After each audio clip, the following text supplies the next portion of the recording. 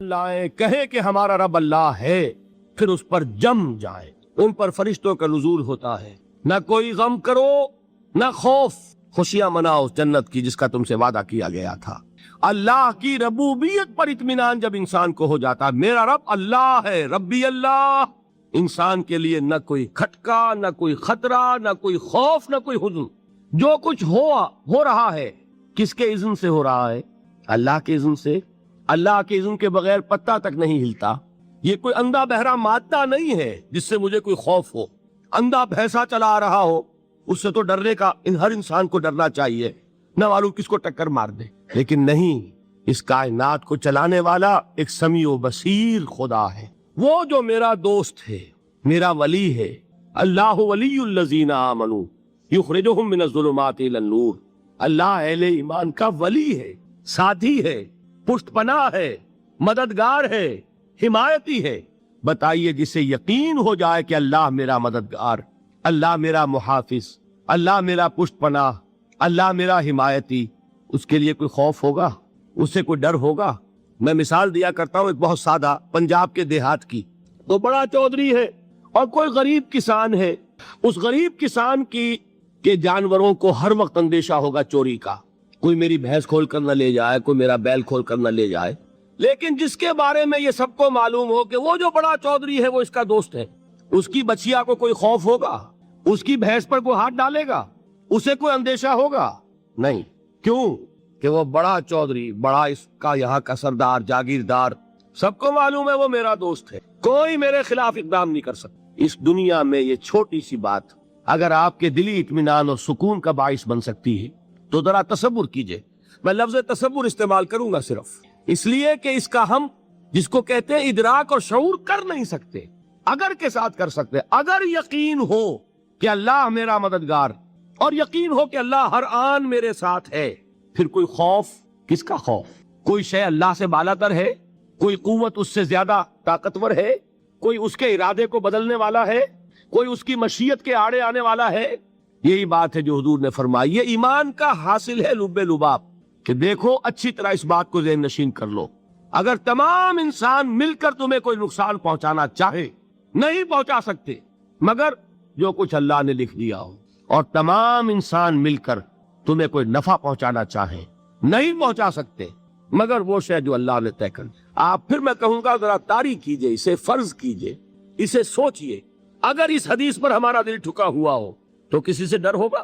یہ مجھے نقصان نہ پہنچا دے، یہ میری رپورٹ خراب نہ کر دے، یہ میری انکریمنٹ نہ رکوا دے، یہ میرا یہ نہ بگاڑ دے، یہ میرے یہ نقصان نہ پہنچا دے۔ اس کا ڈر، اس کا ڈر، اس کا خوف، اس کی خوشامد، اس کے لیے جا کر طرح طرح سے اپنی عزت نفس کو ذلیل کروانا اس کے سامنے، یہ سب کچھ کیوں کرتا ہے انسان؟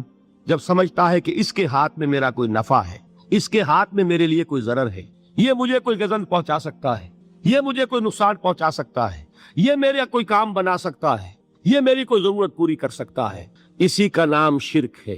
جہاں آپ نے یہ سمجھا کہ غیر اللہ کے اندر کوئی طاقت موجود ہے، وہی شرک ہے۔ بتوں سے تجھ کو امید خدا سے نومیدی، مجھے بتا تو صحیح اور کافری کیا ہے؟ شرک تو یہ ہے۔ جس پر بھی تمہیں یہ خیال ہے، کلمہ ہے یہ کلمہ سوم، لا حول ولا قوت الا باللہ، ذرا اس پر دل کو کبھی اگر آپ تصور کریں، پھر فرض کریں، دل ٹھک جائے اس پر، کوئی طاقت نہیں۔ یہی بات تھی جو شیخ عبد القادر جیلانی رحمۃ اللہ علیہ نے اپنی وصیت میں اپنے بچے سے کہی۔ 11ویں دینے والے ہیں، لیکن حضرت شیخ عبد القادر جیلانی کی وصیت اور تعلیمات کو کتنے لوگ ہیں کہ جانتے ہو؟ یہ جن مقامات تک پہنچے ہیں وہ کس چیز کی بدولت پہنچے؟ انہوں نے جو پیغام دیا وہ کیا تھا؟ اے میرے بچے، جس طریقے سے قرآن مجید میں حضرت لقمان کی نصیحتیں جو ہے نقل کر دی گئی ہیں، میں یہ عرض کروں گا بالفرض اگر قرآن حضرت عبد القادر جیلانی کے بعد نازل ہوا ہوتا تو شیخ عبد القادر کی یہ نصیحتیں بھی قرآن میں درج ہوتی۔ اتنی اونچی نصیحتیں ہیں۔ اے میرے بچے، اس حقیقت کو ذہن نشین کر لے، لا فاعل فی الحقیقت ولا مؤثر الا اللہ۔ اس کائنات میں نہ کوئی فاعل حقیقی ہے نہ مؤثر حقیقی ہے سوائے اللہ۔ کسی شے میں کوئی تاثیر نہیں اگر اللہ نہ چاہے، آگ جلا نہیں سکتی اگر اللہ نہ چاہے، پانی ڈبو نہیں سکتا اگر اللہ نہ چاہے، زہر ہلاک نہیں کر سکتا اگر اللہ نہ چاہے، کوئی چیز فائدہ نہیں پہنچا سکتی اگر اللہ نہ چاہے۔ تو در در پہ کیوں سر جھکاتے ہو؟ در در پر کیوں جبیں سائی کرتے ہو؟ سب کے سامنے کیوں ہاتھ پھیلاتے ہو؟ ایک اللہ سے مانگو، ایک اللہ کے سامنے زمین پر اپنی جبین رکھو۔ لا فاعل فی الحقیقت ولا مؤثر الا اللہ۔ نظر آتا ہے ہمیں کہ پانی پیاس بجھا دیتا ہے، پیاس بجھانے کی صلاحیت پانی میں نہیں ہے، اللہ کے اذن سے۔ کھانا بھوک مٹا دیتا ہے، بھوک مٹانے کی صلاحیت کھانے میں نہیں ہے، اذن رب میں۔ دیکھیے یہی یقین تھا۔ حضرت موسیٰ علیہ السلام کا واقعہ یاد کیجئے، سامنے سمندر آ گیا ہے، قوم دیکھتی ہے پیچھے کہ گرد و غبار کا طوفان ہے، معلوم ہوا کہ فرعون اپنے لشکر سمیت آ گیا۔ لشکر جب چلتا تھا تیز رفتاری کے ساتھ تو گرد و غبار کا جو طوفان اٹھتا تھا اس کا تصور کیجئے، اور لمحہ بلمحہ وہ قریب آ رہا ہے۔ پوری قوم نے کیا کہا؟ اے موسیٰ انا لمدرکون، اے موسیٰ ہم کو پکڑے گئے۔ قرآن مجید نے تو یہاں وہ باتیں نہیں لکھی ہے، لیکن تورات میں یہ درج ہے کہ بنی اسرائیل جھگڑنے لگے، دست و گریبان ہو گئے موسیٰ کے ساتھ۔ موسیٰ ہمیں یہاں مروایا لا کر، اس سے تو ہم ہی بہتر تھے، وہاں کھانے کو ملتا تھا، زندگی تو تھی، بیگار ہم کر رہے تھے، موت تو نہیں تھی۔ اب جو کچھ ہوگا اس کا تصور کرو، جس طریقے سے ہمارے ٹکڑے اڑائے جائیں گے۔ تو لڑ رہے ہیں حضرت موسیٰ علیہ السلام سے۔ یہ تورات کی تفصیل ہے، قرآن میں صرف اتنا آیا ہے، پریشان ہو کر انہوں نے کہا انا لمدرکون، موسیٰ ہم تو پکڑے گئے۔ اس وقت موسیٰ کا جواب کیا ہے؟ کلا ان معی ربی سیہدین، نہیں، میرے ساتھ میرا رب ہے، وہ راستہ دے گا۔ بتائیے کہاں راستہ نظر آ رہا؟ یہ ہے ایمان بالغیب۔ راستہ نظر نہ آئے تب اللہ پر یقین ایمان ہے، جیب میں پیسے ہوں اور تب دل کو اطمینان ہے، تو ایمان کس پر ہوا؟ پیسے پر، اللہ پر نہیں۔ جب وسائل و ذرائع نہ ہو اور پھر یقین ہو کہ اللہ مسبب الاسباب ہے، وہ اسباب کا پابند نہیں ہے، وہ اسباب کا محتاج نہیں ہے، اسباب اس کے محتاج ہیں۔ اگر یہ یقین ہے تو اللہ پر ایمان ہے، یہ نہیں ہے تو تمہارا ایمان اسباب پر ہے، وسائل پر ہے، ذرائع پر ہے، مادیات پر ہے، اللہ پر نہیں۔ اس وقت کہاں راستہ تھا؟ وہ راستہ تھا سمندر ہے اور ادھر سے لشکر آ گیا ہے۔ کلا ان معی ربی سیہدین۔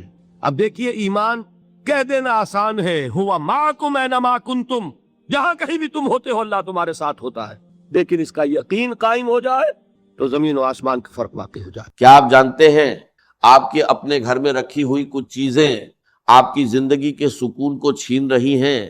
ایسی چیزیں جو برے حالات، جادو اور منحوس اثرات کو خود بلاوا دیتی ہیں۔ خدا کے لیے اگر یہ چیزیں آج ہی آپ نے اپنے گھر سے باہر نہ نکالیں تو تنگی، بدقسمتی، نیگیٹو اثرات اور جنات آپ کے گھر میں داخل ہو سکتے ہیں۔ ذرا سوچئے، ہر گھر میں ایک چھوٹی سی چیز ہوتی ہے جو دھیرے دھیرے روز بروز نقصان کر رہی ہوتی ہے، لیکن افسوس ہمیں اس کا احساس تک نہیں ہوتا۔ کیا آپ نے کبھی محسوس کیا ہے کہ کچھ گھروں میں داخل ہوتے ہی دل گھبرانے لگتا ہے؟ ایسا لگتا ہے جیسے ہوا بھاری ہو، جیسے خاموشی میں کوئی انجانا ڈر چھپا ہو۔ سب کچھ ٹھیک ہوتا ہے، گھر صاف ستھرا، نماز، ذکر، درود اور استغفار کی آوازیں، لیکن پھر بھی سکون، دل بے چین، صبح اٹھتے ہی بدن تھکا ہوا، دعا کرنے کے بعد بھی دل کو اطمینان نہیں۔ گھر کی خوشیاں جیسے آتے آتے مڑ جاتی اور دل کسی اندیکھے بوجھ کے نیچے دبنے لگتا۔ ہم سوچتے ہیں شاید کسی نے نظر لگا دی، شاید کوئی دشمن ہمارے خلاف کچھ کر رہا ہے، لیکن حقیقت اس سے کہیں زیادہ قریب ہوتی ہے۔ کبھی کبھی دشمن ہمارے اپنے ہی گھر کی دیواروں کے اندر چھپا ہوتا ہے اور ہم خود اپنی نادانی میں اسے پناہ دے رہے ہوتے ہیں۔ وہ ایک معمولی سی چیز جسے ہم نظر انداز کرتے ہیں، اصل میں وہی روشنی کو اندھیرے میں بدل دیتی ہے، رحمت کے فرشتوں کو دور اور شیطان کو قریب کر دیتی ہے۔ گھر والے برے نہیں ہوتے مگر اس کے اثر سے بے خبر رہتے، دھیرے دھیرے دل بوجھل ہو جاتا ہے، سکون ختم ہونے لگتا ہے اور انسان ایک انجانے ڈر میں گھر جاتا ہے۔ دعا کرتا ہے، کوشش کرتا ہے، مگر راحت نہیں ملتی۔ لیکن خوشخبری یہ ہے، اگر آج آپ اس حقیقت کو سمجھ لیں اور اس چیز کو اپنے گھر سے نکال دیں تو آپ خود بدلاؤ محسوس کریں گے۔ جہاں پہلے بے چینی تھی وہاں سکون اترنے لگے گا، جہاں جھگڑے تھے وہاں محبت کی ہوا چلے گی، جہاں خاموش دیواریں تھیں وہاں تسبیح کی آوازیں گونجیں گی، اور سب سے بڑھ کر آپ محسوس کریں گے کہ اللہ کی رحمت خود چل کر آپ کے دروازے تک آ گئی۔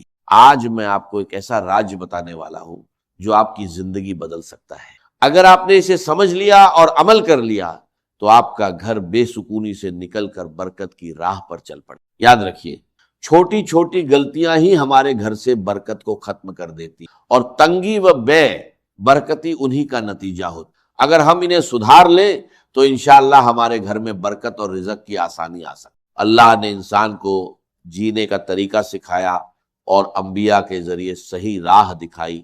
ان کی تعلیمات میں پوری زندگی کی کامیابی چھپی ہے۔ کامیابی کے لیے سیرت نبی صلی اللہ علیہ وسلم پر چلنا ضروری ہے۔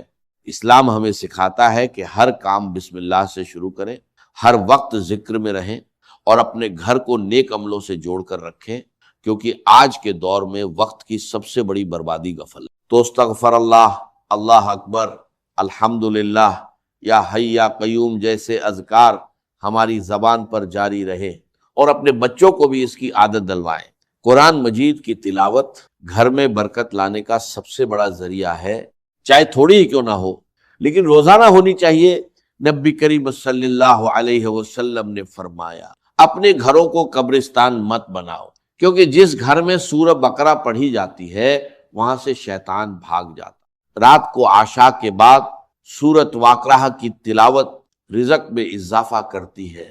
صبح سورہ یاسین اور جمعۃ المبارک کو سورہ کہف کی تلاوت، یہ سب برکت اور رحمت کے دروازے کھول دیتی ہے۔